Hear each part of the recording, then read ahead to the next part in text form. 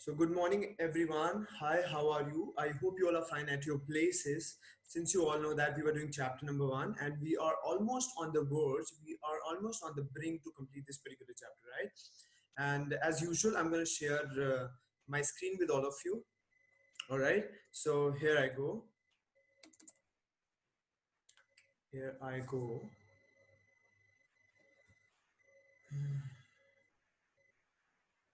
Okay. So I hope my screen is visible on your screen as well. Here I go. 11th class folder and chapter number 1. Okay. So what we did in the last class, we understood the number seventh concept. We understood the number seventh concept that was in the form of material issues that went into the making of sociology, right? That went into the making of sociology. Okay. Uh, okay. So, when we understood the intellectual ideas, the previous concept I'm talking about, when we understood that, it was something which was based on ideas. You all know that. It was something which was based on ideas. Is my movement all right? I'm feeling like my reflexes are not, under my reflexes are not clear. Is my, movement of my body is visible and is it smooth? Kindly text me. Okay, no, it's fine. Okay. So, okay. So we understood, the previous concept, intellectual ideas. Intellectual ideas was just to understand the evolution of the society. It was just to understand the development of the society. It was actually made for the earlier sociologists easy to classify the society. But when we talk about the material issues, this is even more important concept because it is something that helps us to understand the core sociology. You understand core means something which is very vital, something which is very critical. Just like in an atom there is nucleus which is very important. In the similar way, the material issues helps us to understand the core sociology, right? So I'm sure now you have got the idea. When I've made you understand regarding this particular concept, material issue, I'm sure you've got the idea that sociology is something that mostly revolves around industrial revolution that started from the England. I'm sure you've got the idea that how capitalism came in. People start collecting more and more wealth, and people start you know expanding their industries and started exploiting people, and started giving them less wages, right? So industrial revolution is something that is very important. That is it especially comes under material issues, and this is something which is core sociology. Core sociology is all about this particular thing. So industrial revolution, capitalism, all those things, that it brought in the world, especially from the England, right? So somewhere we understand the origin of the sociology from this context, right? Industrial revolution and capitalism, and how the people start moving from urban rural areas to urban areas, and all those things that I've discussed with you regarding this particular concept, right? Okay. So now today we're going to start the next concept, that is in the form of uh, okay, number 7 concept, that is in the form of why should we study the beginning and growth of sociology in Europe, right? Now look at that, what is written here. I'm using my cursor to highlight the lines which I'm reading. Most of the issues and concerns of the sociology also dates back to the time when European society was undergoing tumultuous changes in the 18th century and the 19th century with the advent of capitalism and industrialism. Look, I told you about the Enlightenment period. It is also known as period of reason. Enlightenment period started somewhere in the late 17th century and 18th century, right? People start asking questions. People start, asking the questions of the origin. People start questioning themselves. People start questioning the things that were going on in the society. And Enlightenment period, it was extremely important. So as this capitalism and industrialism also brought a lot of changes, as I've already told you in the previous concept, that it brought a lot of changes. Tumultuous changes means big changes, radical changes, sharp changes in the in the England, right, in the European region, because industrialization actually started from there. Large scale industrialization started from there, right? So it was started somewhere in the 18th and 19th century, right? So I've told you Enlightenment period started in the 17th and 18th century, and European period started this industrialization capitalism started somewhere in the 18th and 19th century, right? Okay, so why sociology, the question, look at the question, why should we study the beginning and growth of sociology in Europe? So why we study the growth of sociology, or the beginning or growth of sociology in Europe? Because just the simple reason is that, since you all know that European, especially I'm talking about the England, this country ruled almost 50 plus countries of the world, right? And nowadays, what those countries are known as, those countries have made a group, and those countries actually are Commonwealth countries. I don't know whether you are aware of this term or not, but there is a group of countries. That group is known as Commonwealth countries, and Commonwealth countries are those countries which were once ruled by the Europeans, which were once ruled by the English, which were once ruled by the Englands, which were once ruled by the Great Britain, right? So Commonwealth countries. So what happened? uh, I've already told you that they ruled almost 50 plus countries of the world, right? So what was happening everywhere? They were, trying to make them colony. Everywhere they were trying to expand their colonialism by ruling different countries, right?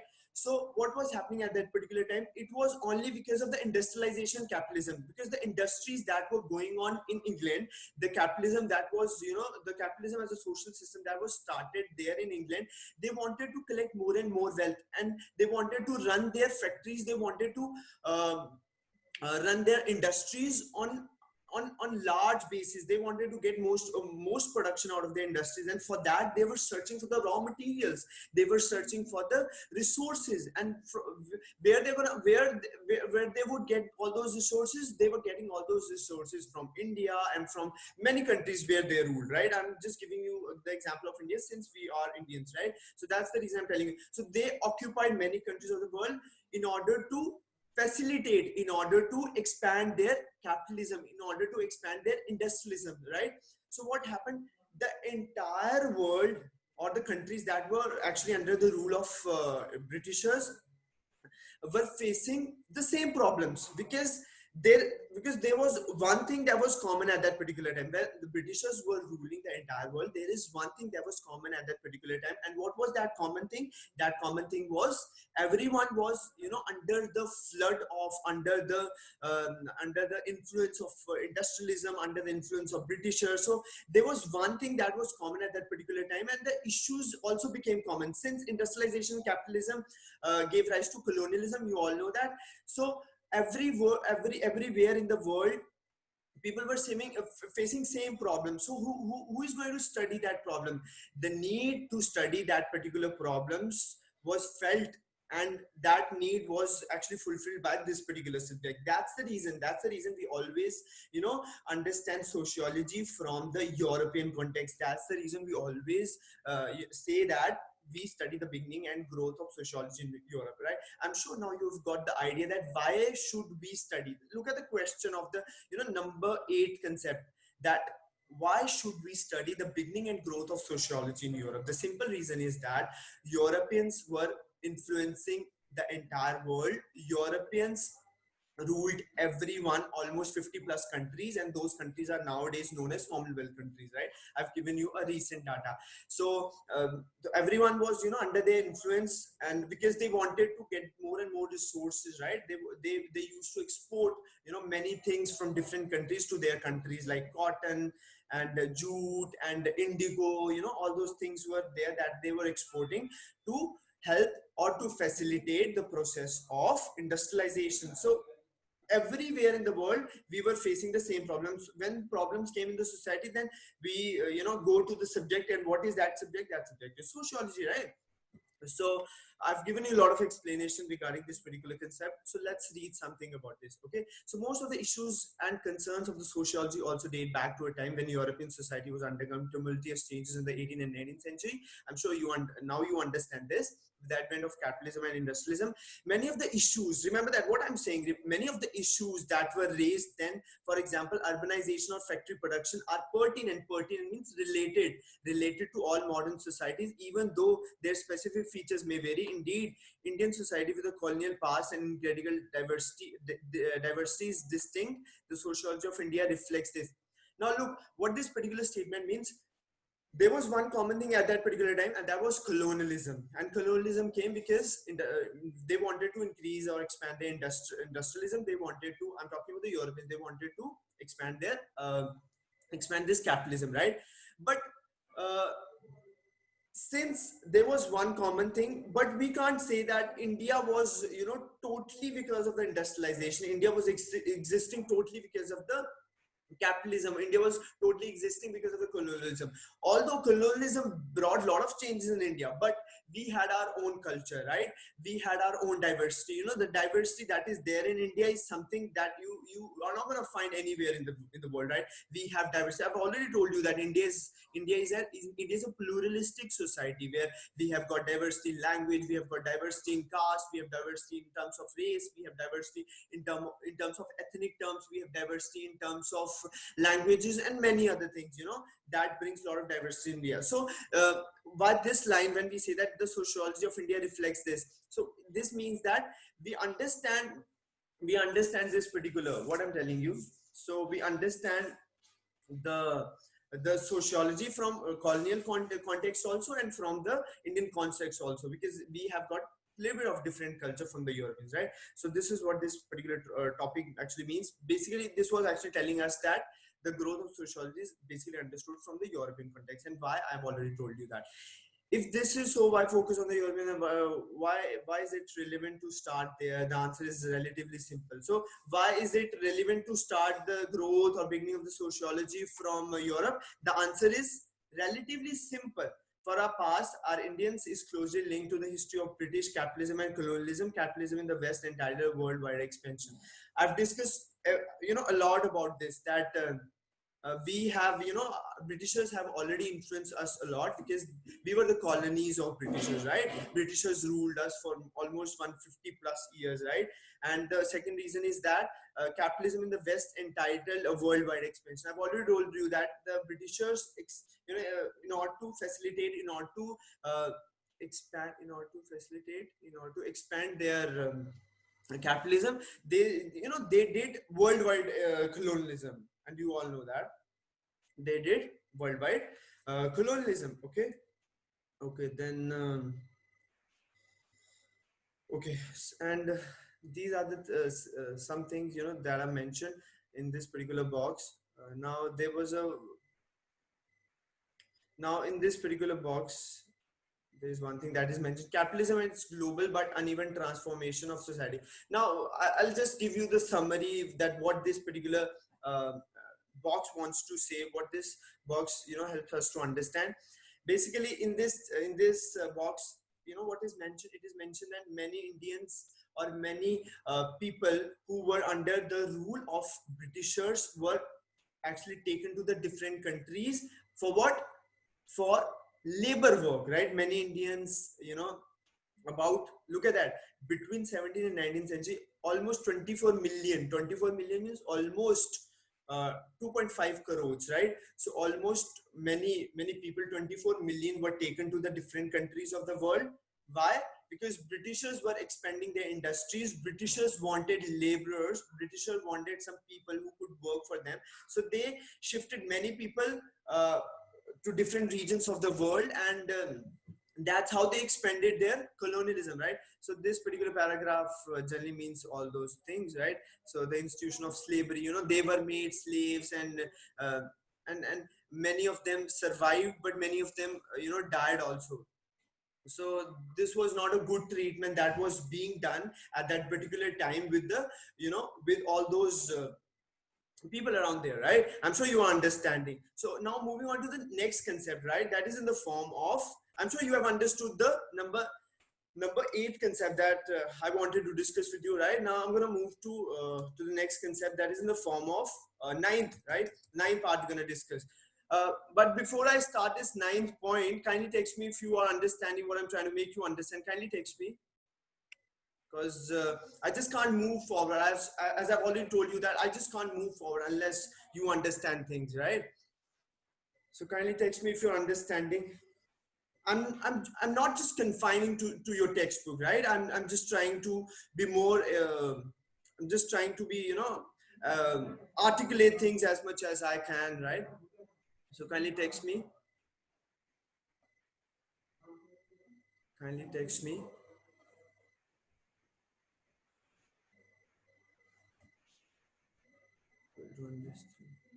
Okay. So now moving on to the next concept, the growth of sociology in India, right? So colonialism was an essential part of modern capitalism and industrialism. I've already discussed a lot about this in the previous concept as well. That why colonialism came in the past. It came due to the modern capitalism and industrialism, because Britishers wanted to expand their industries. Britishers wanted to expand their capitalism system, right, where they wanted to increase their capital by making different countries colonies and exploring their resources, and that's what they were doing, right? Okay, the writings of Western sociologists on capitalism and other aspects of modern society are therefore relevant for understanding social change in India. Look, I've already told you that Britishers, you know, they had a lot of influence on our society as well. When they came, our economic structure completely changed. When they came, certain institutions like the institution of caste changed a lot. So there were different transformations. There were different changes that came in the colonial period, when they were actually ruling us. So different changes came in the colonial era, right? I've given you the example, the change that came in the institution of caste, right? Earlier, there were a lot of touchability, in the Indian society, but Britishers, said that it is something that is something, it is evil or should not be done. So, there, then the lot of changes come here. Then many, evil practices like sati was also abolished at that particular time, just because of what? Just because of the Britishers. They came in and then, brought a lot of changes in the capitalism uh, due to their colonialism, right? And then now we're going to understand the colonialism was an essential part of the modern capitalism and industrialization. The writing of the Western sociologists on the capitalism and other aspects of modern society are therefore relevant for understanding social. So whenever we understand social change, we always trace back to understand the colonialism. Why we understand colonialism? Because I've already told you that they had a lot of influence on us, right? A lot of changes came due to the colonialism, right? But we have to understand colonialism from Indian context as well, right? So what this particular thinker, or what this sociology say about impact of in the East India Company. So Karl Marx comments on the impact of East India Company brought out the contrast. India, the great worship of cotton manufacture of the world since immemorial times, now became inundated uh, with English twist and cotton stuffs after its own produce has been excluded from England, or only admitted on the most cruel terms. Britishers' manufacturers were poured into a small or mercy nominal duty to ruin the native cotton fabrics once so celebrated. Okay, so what this actually means, what does it means here is that they had a lot of influence for us, right? They brought a lot of changes in the Indian society, right? They brought a lot of changes in our nation. But apart from that, what was happening is that they also destroyed the Indian industry. India was also a manufacturer. India was also sending the cotton stuffs and different kind of fabrics to the world. But when capitalism came in, when industrialization came in the England, came in the British regions, then what happened? They started manufacturing the products. They started manufacturing the fabrics on a larger scale, right? So it actually devastated what? It actually destroyed the Indian industries that used to be cottage industry. Now, what do you mean by cottage industry? Cottage industries means the small industries, that produce things on a small scale. Cottage industries used to be there in India, where people used to, produce things on a small scale. People used to do, the manufacturing in their homes. But when Britishers came in, when their capitalism came in, when industrialism came in, they actually destroyed the Indian market. Earlier, India were also manufacturing the fabrics, but what happened? Due to their advent, due to their coming into the scene, the scenario entirely changed. So the Karl Marx, who is a sociologist here, who is a thinker, he actually criticized what he criticized the industrialization, he criticized the capitalism, the policies that Britishers were actually playing at that particular time. It actually changed the entire scene, and it actually destroyed the Indian setup, right?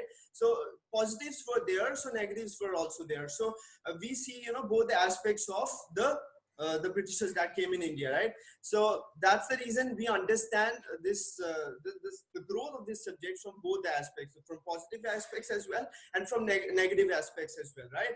So after that, also deal with the Western writings and all those things, correct ideas, explain both in account. Now look, when we understand the accounts, when we understand the writings of Britishers, those writings can be biased. When I started this chapter with you, I told you that, the writings or the accounts or the explanation of the certain situations can be biased, right? It can be biased. People can be subjective in their nature. So when we understand the Britishers account, when we understand the Britishers writing, those writings can be based. How? Maybe they were supporting, maybe at that particular time they were supporting their viewpoint. Maybe they criticized the society. Maybe they said the Indian society was barbaric. Maybe they said the Indian society was very uncivilized. So that's the reason when we understand the growth of this particular subject, we not only understand the Indian context, we also understand the Britishers context. We have to just look at both the context in order to understanding or have the clear understanding of this particular subject, right? So that's how we understand the growth of sociology in India, right? Okay, so this paragraph is actually talking about the biasness. The biasness could also be there. The subjective feeling of the writers of Britishers could also be there, right?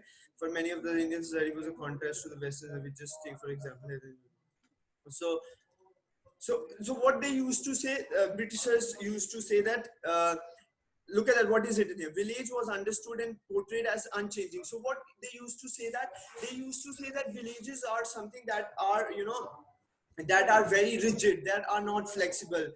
They are not going to change a lot. The changes are going to come in the village. So they would always, see villages like that, right? So this is what they would say about this, right?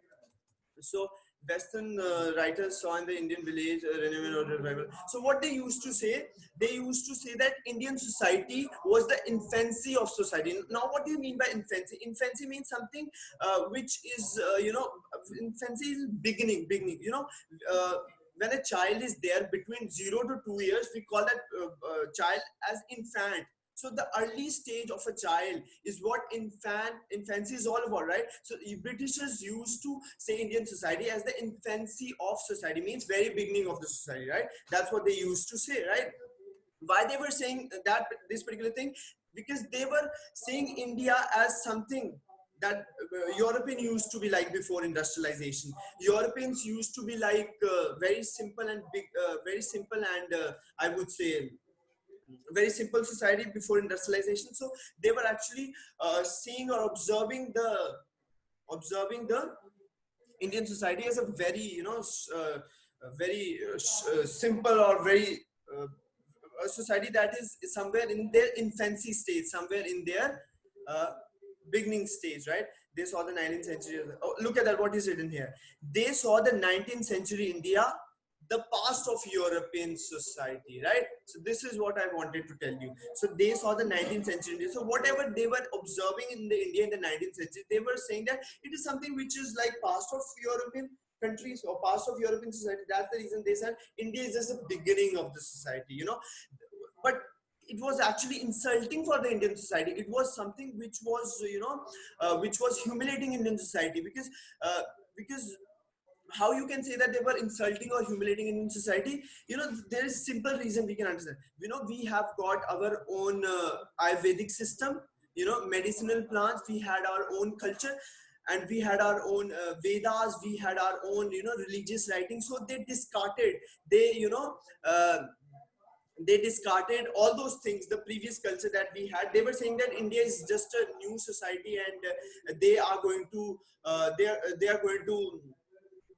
now they are going to develop because of us. So they were taking all the credit, but they were actually doing what? They were discarding, or they were not giving enough attention to to our previous culture. You know? We have very older and we have very greater and larger culture than the Europeans, but they were discarding. They were not giving enough attention to that particular thing. They were just saying that India is just in its beginning stage, right?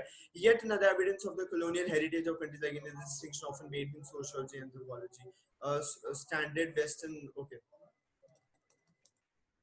okay. So there is a word that has actually come here. Yet another evidence of the. Uh, I don't know whether you remember it or not. I told you that sociology and social anthropology are like twin sisters. These two subjects are very much related to each other. What we call them? Twin sisters. So sociology and social anthropology are like twin sisters. Sociology studies complex societies, but social anthropology studies simple society. It's as simple as you can understand this. So what this social anthropology studies simple societies, and sociology studies your complex societies. So what Britishers used to say, they started social anthropology subject because they were saying that Indians were very simple society, right? They were ignoring the, what would I say now, they were ignoring the pluralistic nature of India. They were ignoring the diversities, the huge diversity in the form of language, race, ethnicity, caste, creed, religion. So they were ignoring the different dimensions of the Indian society. So that's how they started. They said that social anthropology is something that studies simple society, and India is a simple society, right? So they were actually treating the social anthropology subject like that. They were treating Indian society like that. They were saying that social anthropology is going to study simple society, and India is a simple society, and sociology is going to study complex society, and we are a complex society. So they were actually trying to differentiate things like that, right? I'm sure you are understanding this. Actually, this paragraph actually means all those things, right? uh, I think I've given enough explanation on this particular concept, so I don't think it is there is any need to study this particular paragraph, around which I'm using my cursor, right? So they were actually thinking in that way, right? So okay, so what happened then in their I would say, in contrast to what they were thinking, or against them, are sociologists, Indian sociologists, whose name is Amen Srinivas. Amen Srinivas says something else. He says that no, who said we are simple society? We are very complex society. We have got a lot of diversity. So what he used to say, look at that, what is it? I'm using my cursor. In a country such as India, with its size and diversity, regional, linguistic, religious secretism, ethnic, including caste, and between rural and urban areas, there are myriad others. Myriad others means there are many others. So in a culture and society such as India, the other can be encountered literally next door. So what he was saying that India has got a lot of diversity, right? So he actually came out in contrast to what Britishers used to think for us, right? That's the reason to study sociology, study this particular subject from European context and from an Indian context is altogether a different ball game, right? It's a very different thing to understand. That's the reason sociology of India is something else, since we've got a lot of diversity. And when we study society from the European context, then we most probably study what? Industrialization, capitalism, what were the reasons, what were the factors, why it came, and what were the issues that came in due to the industrialization. So I'm sure you are realizing, you are understanding what I'm trying to make you understand, right? Okay, so this was what this concept was all about, right? Okay, so this was what this concept was all about. Now we are left with only one concept, or the last part of this particular chapter, in which we're going to study the scope of sociology and its relation to other social uh, sciences discipline. This is the last concept. This is the last part of this particular chapter, and with this part we're going to end this particular chapter. All right, so I'm left with almost 9 minutes.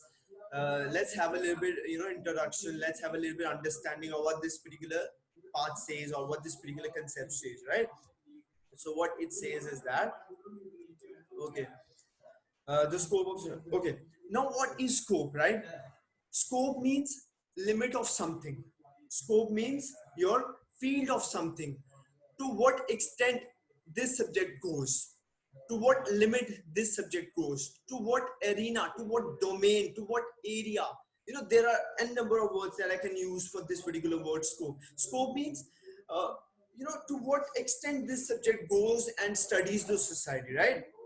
This is what scope is all about. Now, when we understand the scope of sociology, then we include some other disciplines as well. Then we try to understand the relation between sociology and political science. Then we try to understand the relation between sociology and social anthropology. Then we try to understand the relation between sociology and your history. Then we try to understand the relation between sociology and economics, right? So there are many areas that we try to understand, and that these all things come under scope of sociology, right? Now look at that, what is written here. The scope of sociology study is extremely wide. So what I was telling you, it has a wide scope. Why it has a wide scope?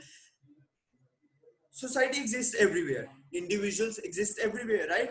So there is definitely going to have influence that political science, economics, your history, your political science, and many other social sciences, social anthropology, even psychology as well, right? So all these disciplines somewhere affect individuals or affect sociology, right? I'm sure you will agree with me in this particular statement that I've given right now. So obviously all these disciplines are going to affect, all these disciplines are going to influence the society, is always going to influence individual, right? So that's the reason we study it, by comparing it to the different concepts, right?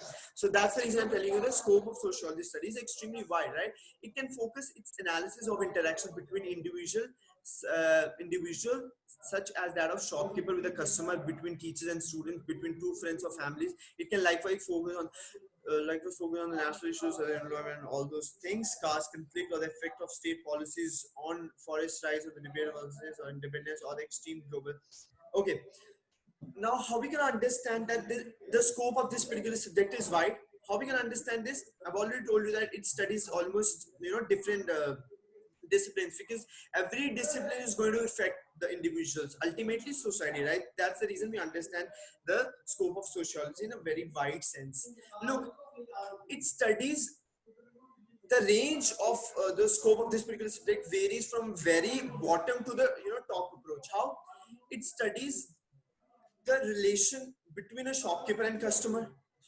It studies the understanding that teacher and students have. It studies the interaction between two friends. It studies, it was a very basic thing, right? Then it also studies and understands the national issues: unemployment, caste conflict, poverty, right? The riots that goes on in a country, right? Delhi riots just happened few months back, right? So it understand all those issues as well, national issues.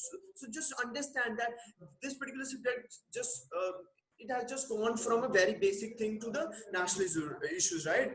So it understand the the tribal conditions. It understand the pluralistic nature of Indian society. Then it also understand the global issues such as global warming, right? Because global warming is definitely going to have impact on our society. It's definitely going to have an impact on individual, right? So this is how these things are going to understand, right? So I'm sure you are understanding the scope, right? Examine global processes and the impact of new flex barrier, all those things, right? You know what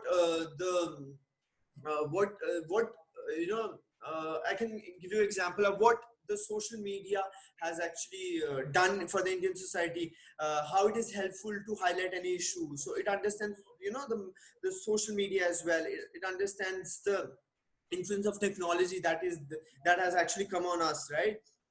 It understands the educational system. It understands the inequalities. So it understands many things, right? That's the reason we say that scope of sociology is extremely wide, right? Okay. It is one of the which also includes anthropology. So look at that. I've already told you that sociology is one of the group of social sciences which also includes anthropology, economics, political science, and history, right? So many things, psychology as well, right? So okay. So then I'm just left with 4 minutes.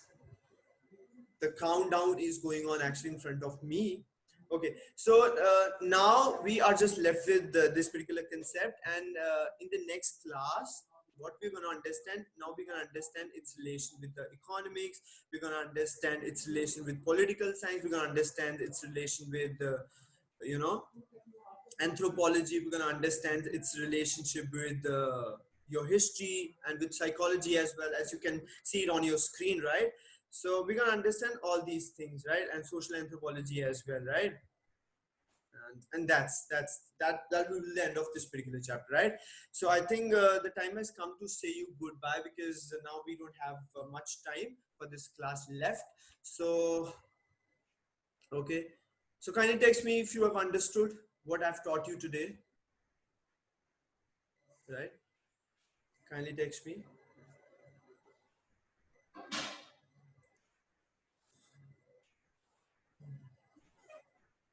Kindly text me. Clear. Okay. So in the next class, we are definitely going to complete this chapter, right? I could have also completed this particular concept within 4 or 5 minutes, but I think explanation is very important, discussion is very important, articulation of the concepts is very important. Then only you'll have the clear understanding of what I'm talking about, or what this particular book wants you to understand, right? Uh, okay, so I think I should stop the share now. Okay,